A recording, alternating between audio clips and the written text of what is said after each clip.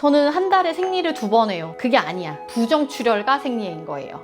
네, 안 흘려봤지? 네. 진짜 싫어. 아, 착상혈. 부정출혈이 있던 사람이야. 부정출혈이 좀 자주 있어. 그래서 한 달에 막 2-3번 생리해. 네. 그래서 이번에도 갑자기 조금 나와서 부정출혈을 했네. 넘어갔더니 임신이 착상혈이었던 거야. 그러면 임택을 해보는 게 좋겠죠. 근데 부정출혈이 그렇게 시시때때로 있는 분들은 착상이 잘 안 됩니다.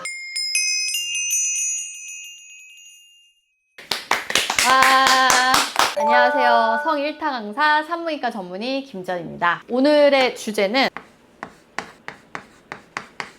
부정출혈입니다. 부정출혈이 무엇이냐? 생리가 아닌 모든 출혈은 부정출혈이에요. 물론 임신과 관련된 출혈 말고요. 생리도 정상적인 생리가 아닌, 그러니까 생리가 너무 양이 많아. 그런 경우에도 부정출혈인 거예요. 그래서 쉽게 그냥 생리가 아닌데 피가 난다? 다 부정출혈이라고 생각을 하시면 됩니다. 생리 주기는 24일에서 38일 정도로 생각하시면 되는데 앞뒤로 2-3일 정도는 정상입니다. 이동안 생리를 해야 돼요. 이거보다 길게 하면은 뭐다? 부정출혈이다. 그래서 요 간격으로 해야 하고 이렇게 해야 되는데 만약에 피가 15일 만에 나왔어. 그러면 뭐다? 부정출혈이다. 네. 그래서 이 범위를 벗어나면 부정출혈이다. 이렇게 생각하면 됩니다. 아주 쉽죠? 가끔 저는 한 달에 생리를 2번 해요. 그게 아니야. 부정출혈과 생리인 거예요. 네. 무조건 생리 주기 때만 피가 나와야 되는 거네요. 그렇죠. 근데 만약에 그러면 저기 생리 시작했어요. 네. 피 나왔어. 안 나오는 것 같은데? 하고 갑자기 또 나왔어. 근데 이 기간에 걸쳐 있어. 안 나오면 그건 정상일 것 같아. 그래? 네. 안 나오는 것 같은 데는 없어. 그냥 무조건 쭉 나와요. 그러니까 멈추잖아. 하루 정도 살짝. 그때는 찌끔찌끔 나오다가 팡 터지는 거죠. 원인에 대해서 살펴보도록 할게요. 크게 2개로 나눌 수 있어요. 하나는 호르몬 이상, 다른 하나는 해부학적 이상. 병변이 있는 걸 말해요. 호르몬 이상으로 피가 나는 경우는 어떤 걸 생각해 볼 수 있을까요? 호르몬제를 먹은 거지. 피임약. 네, 경구피임약이나 혹은 자궁내 삽입장치, 임플라논, 호르몬 영향을 받으니까 이거에 의한 부정출혈 같은 거 생길 수 있고요. 또 하나는 폐경 이행기. 이때도 나올 수 있고, 이건 내부적인 문제인 거고, 이거 외에도 그냥 뭔가 내 피 호르몬이 이상인 경우가 있어요. 그건 이제 좀 너무 광범위하고 많으니까 생략을 하고, 외부적인 요인으로 또 다른 게 있는 게 뭐냐면 스테로이드 치료. 스테로이드 치료가 뭐냐? 지방분해 주사, 윤곽 주사, 상상도 못했어요. 근육이나 신경 통증 주사. 저는 그래서 피가 나요라고 오면은 제일 먼저 물어보는 게 이것들입니다. 이것부터 물어봐요. 요거 아니고 정상 범주에 들어가는데 배란혈도 있는 경우가 있고, 마지막으로 정상 범주는 아닌데 출혈성 질환. 요건 약간 번외로 설명을 드리고 메인은 이거 2개다. 그래서 일단 요거에 해당하는 경우는 이거를 교정을 해주면 된다. 이렇게 말씀을 드리고요. 이제 중요한 거, 해부학적 이상. 해부학적 이상은 뭐가 있느냐? 가장 흔하게 질이 찢어지는 경우. 관계하다가 질이나 질입과 찢어지는 경우 당연히 있을 수 있죠. 경부 이런 데 찢어져도 피가 날 수 있어요. 그 2번째, 경부로 올라가면 경부에 용종이 있는 경우. 이런 경우에도 피가 나고요. 내막으로 올라가면 내막에 용종이 있는 경우. 그리고 우리가 한 번씩 얘기해서 나왔던 자궁내막 증식증. 그리고 또 우리 배운 거 하나 있어. 근종. 그리고 성근증. 얘네들도 출혈을 일으킬 수 있죠. 근데 쟤네들이 출혈을 일으키는 출혈하고 생리로 인해서 나오는 출혈이 그냥 똑같이 나와요? 아니면 조금 생리는 뭔가 이렇게 생리양이 엄청 많은 거죠. 물론 제가 여기서 한 개 빼먹었어요. 생리양도 중요해요. 그러니까 너무 많이 나오는 것도 부정출혈에 해당이 돼요. 색깔이나 점도나 이런 걸로는 파악하기 조금 힘들어요. 그런 걸로 아니에요. 이 생리라고 할 때 기간, 양, 횟수, 정규성에서 벗어나야 돼. 간단하게 말해서 그냥 생리가 아닌 출혈이라고 한 건데, 이러한 것들에서 벗어나는 출혈, 그러니까 생리량도 일반적이지 않고 너무 많은 경우, 그리고 기간도 길어나는 경우, 그런 경우에 다 부정출혈에 해당이 되는 거예요. 이거 말고 다들 무서워하는 게 하나 있긴 있어요. 암. 암이 있으면 피가 나요? 경부암, 내막암, 다른 암도 있을 수는 있죠, 퍼지면. 그런데 암일 때 피가 나는 건 언제냐? 그냥 말기예요. 그냥 이미 상태 안 좋을 때 피가 나요. 물론 자궁내막암은 초기에도 피 날 수 있어요. 그래서 암 때문에 피가 날 정도면은 병원을 진짜 안 간 거다. 병원에 꼭 자주 갑시다. 배란혈은 사람들이 여러 가지로 막 얘기를 하는데 정상은 아니에요. 근데 비정상도 아니에요. 배란기에 내막이 쌓이다가 약간 불안정해지면서 일부가 그냥 무너져 내리는 거다. 이렇게 쉽게 설명할 수 있을 것 같아요. 이런 병적인 원인에 의해서 나는 출혈은 아니고 약간 묻어나는 정도의 배란기에 출혈이 있었다? 이거는 우리가 정상은 아니지만 그럴 수도 있어요 라고는 말씀을 드린다. 근데 이게 반복이 된다? 그렇다면 이런 것들 중에 하나일 확률이 더 높아요.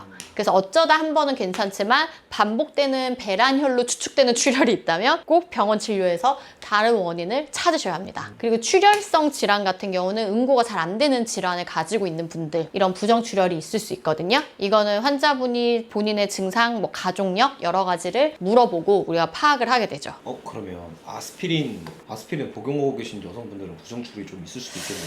아니 그렇게까지 아스피린이 근데 왜 수술을 할 때 먹지 말라고 하는 게 아스피린 맞나? 그쵸, 그거는 이제 상처가 있을 때 그런 거고.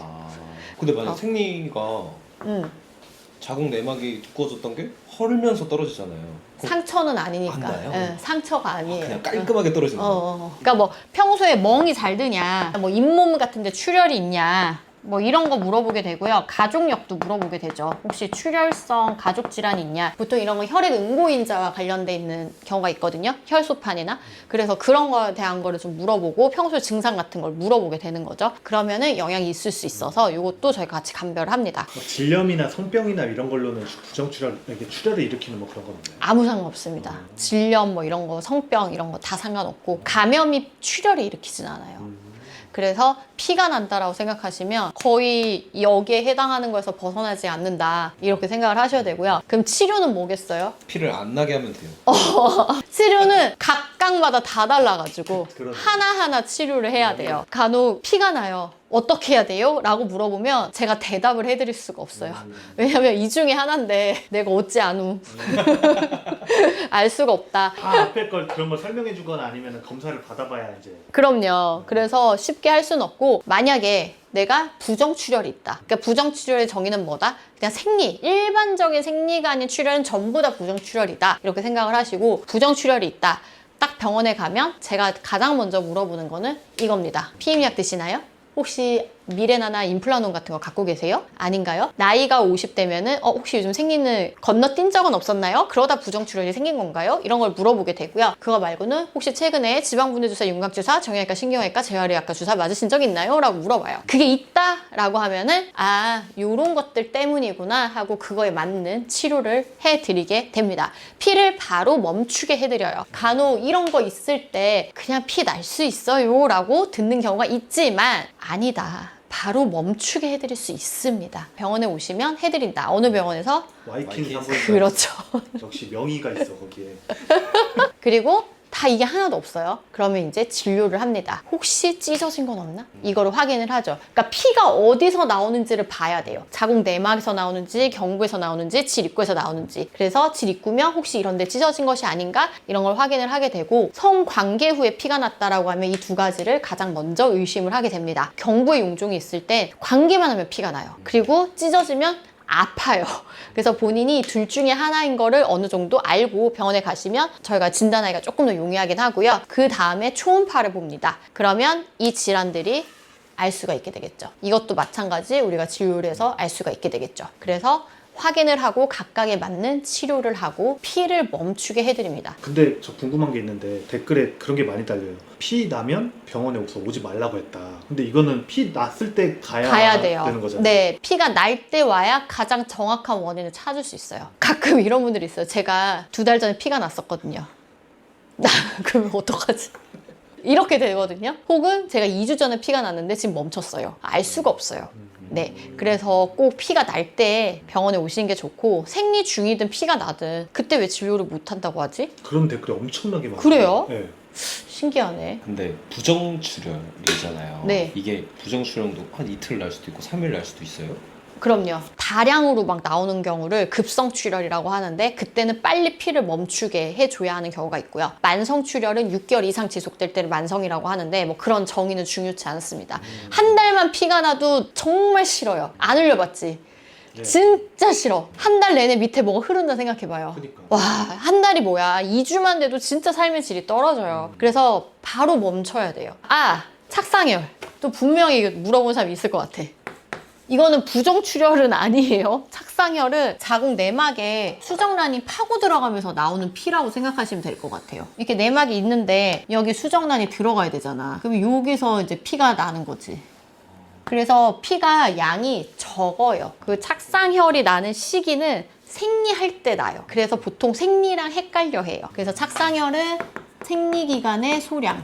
그걸로 오해할 수도 있겠다. 네, 그래서 막 피의 색깔 보고 이건 착상혈색인가요? 생리색인가요? 이렇게 말씀하신 분들이 있어요. 색깔은 아무 상관이 없어요. 색은 이 안에 오래 머물면 산화가 돼서 검어져요. 양이 많으면 빨리빨리 흘러나오니까 빨간 거고요. 그러니까 산화가 됐느냐 안 됐느냐지 색깔로 뭐 건강 상태를 알 수 있다? 뭐 이런 것도 있더라고요. 나 진짜 웃겨가지고 아무 상관없습니다. 그런데 소량이니까 생리인가 했는데 시작을 안 하는 거야. 처음에 좀 묻어나고 그러면 착상혈일 수 있다. 그러니까 생리기간쯤에 나는 피여야 해요. 그러면은 저건 임신 관련된 거잖아요. 맞아요. 근데 안 해 했는데 실수로. 근데 저게 나와. 아 임신 안 됐구나 하고 이제 지내다가 임신이 돼버린. 생리처럼 며칠 동안 하지 않아요. 아. 그래서 오해하지 말라고 말씀드리는 거예요. 생리하나 보다 했는데 하루 좀 나오더니 그러니까. 안 하는 거야. 근데 그러면 반대로 부정출혈이 있던 사람이야. 부정출혈이 좀 자주 있어. 한 네. 달에 막 두세 번 생리해. 네. 그래서 이번에도 갑자기 조금 나와서 부정출혈을 했네. 그러고 봤는데 임신. 착상혈이었던 거야. 그러면 임택을 해보는 게 좋겠죠. 근데 부정출혈이 그렇게 시시때때로 있는 분들은 착상이 잘 안 됩니다. 아 애초에. 네, 애초에 임신이 잘 안 돼요. 왜냐면 내막에서 계속 피가 나오는 경우가 많을 테니까. 그렇겠다. 물론 여기서 나는 경우는 아니야. 근데 요 두 개 빼고 계속 내막이 흘러내리는 경우가 가장 많으니까 착상이 잘 안 된다. 그래서 임신을 준비하시는 분들이라면 부정출혈이 있을 때 착상이 잘 안 돼서 임신 잘 안 될 확률이 높으니까 병원을 꼭 가셔야 돼요. 그게 제일 중요한데. 결국엔 와이킹 가야 돼. 근데 병원 넓죠?